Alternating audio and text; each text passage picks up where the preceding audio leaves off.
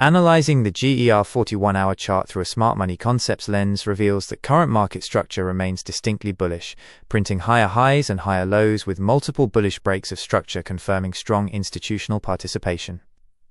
However, price is now approaching a critical institutional supply zone between 25,760 and 25,900. This unmitigated distribution area acts as major resistance. Our focus is on this entry zone. We are waiting for mitigation here.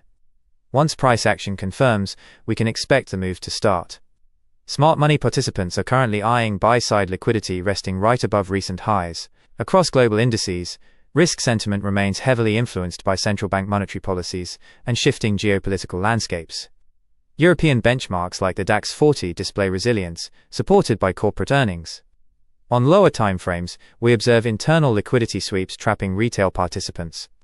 Smart money operators utilize these imbalances before engineering aggressive and impulsive market expansions right now to capture institutional liquidity targets very effectively every single time. Let us outline the core scenarios. For the bullish continuation model, if price achieves a strong hourly close above 25,900, we look toward objective T1 at 26,000, T2 at 26,150, and T3 at 26,300.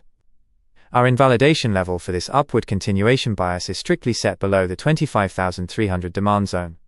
If price breaks this threshold, market structure shifts. Conversely, for the alternative bearish scenario, should price reject cleanly from the 25,760 to 25,900 supply zone, we anticipate a corrective pullback.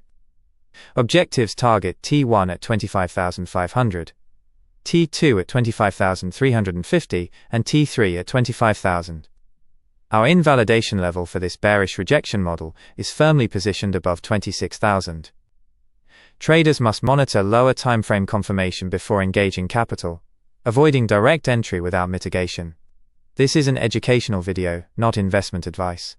Follow for more. The next analysis is coming very soon.